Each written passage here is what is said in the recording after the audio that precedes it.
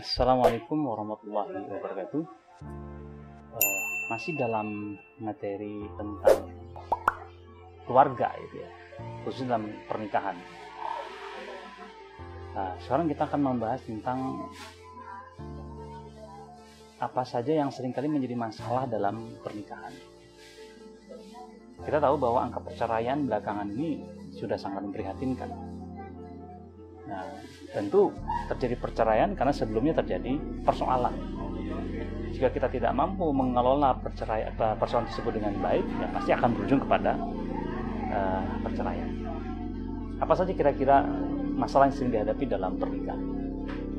Yang pertama adalah sulitnya berkomunikasi antar pasangan. Ini komunikasi merupakan kunci yang paling penting sebenarnya untuk mempertahankan keharmonisan. Keluarga yang bahagia, keluarga yang berjalan mulus itu karena menjaga komunikasinya dengan baik.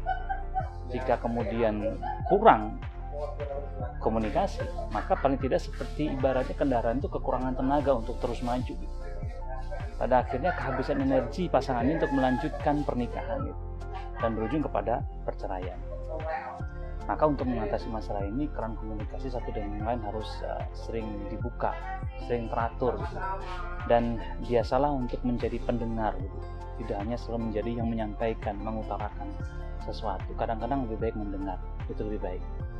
Dan harus pasangan juga harus lebih positif, lebih tegas dan lebih berani untuk menahan diri kita agar kemarahan yang ada dalam diri itu sebagai pemenang ketika kita melakukan komunikasi. Ya, selama itu masih menguasai diri kita, biasanya komunikasi tidak akan berjalan dengan baik. Oke, itu yang pertama. Masalah yang kedua adalah kepercayaan. Ya, masalah kepercayaan ini memang kerap kali hal yang bisa membuat pernikahan itu gagal. Nah, kepercayaan itu munculnya dalam alam pikiran. Jika pikiran seorang itu negatif, maka pasti akan muncul rasa tidak percaya. Ya, biasanya karena ada pengalaman-pengalaman sebelumnya yang menjadi itu tidak percaya. Tentu tidak mungkin seorang itu tidak percaya begitu saja. Mungkin dia pernah memberikan kepercayaan, tapi kemudian tidak dijaga dengan baik, tidak berkhianat gitu ya. Maka itu akan menjadi bibit ketidakpercayaan selanjutnya. Maka sebaiknya untuk pasangan yang ingin mempertahankan ini, ya, paling tidak mereka harus berusaha untuk menahan diri, gitu ya, untuk saling menerima satu dengan yang lain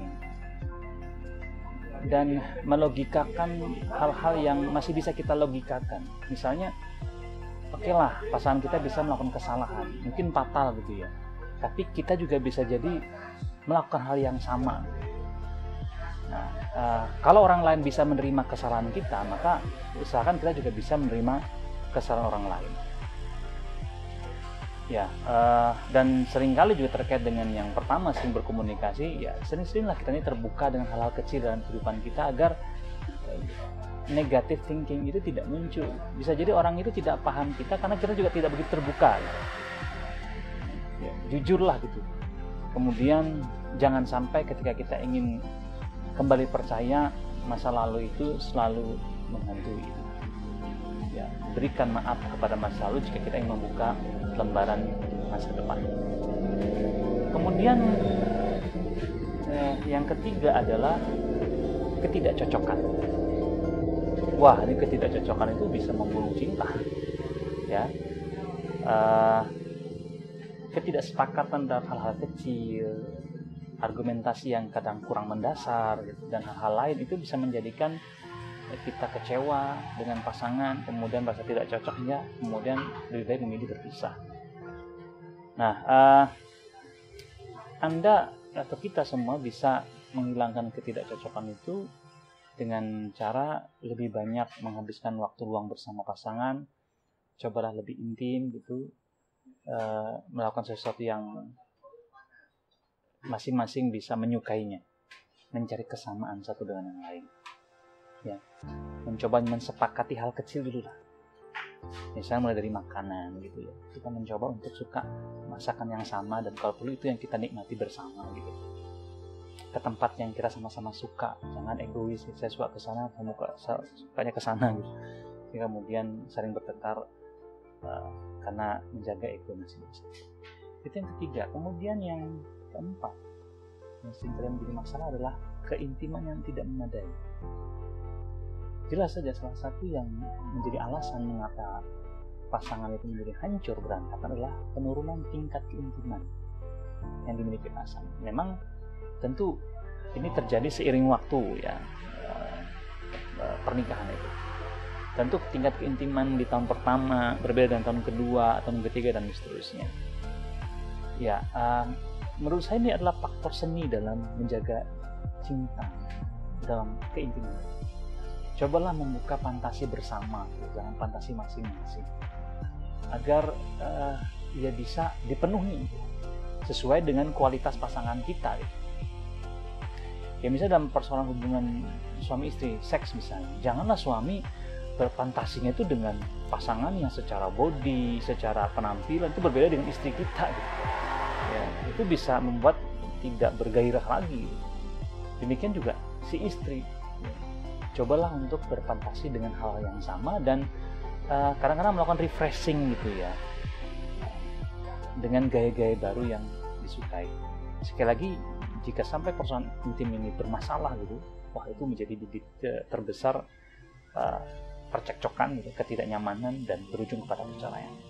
Kemudian yang terakhir adalah masalah waktu. Kunci dalam pernikahan adalah memberikan satu sama lain sejumlah waktu yang memadai. Kurangnya waktu kita bersama menjadikan pernikahan itu terasa membosankan, tidak nyaman, hampa gitu. Oke lah, kita masing-masing memiliki kesibukan gitu, khususnya suami gitu. Tapi paling tidak berikanlah quality time bersama keluarga. Tidak harus banyak tetapi berkualitas. Ya, bahkan ada masa-masa di mana bisa berkumpul yang agak lebih lama gitu. Mungkin ada di antara kita yang menganggap bahwa bersama keluarga itu bukan waktu yang mendesak dan penting. Ada hal-hal lain, misalnya pertemuan kantor, rapat, koordinasi, itu dianggap paling penting. Ya cobalah dirubah gitu ya, bahwa keluarga kita itu sesuatu yang paling penting. Maka berikan waktu yang kadang berkualitas gitu dan menganggap itu penting bersama keluarga.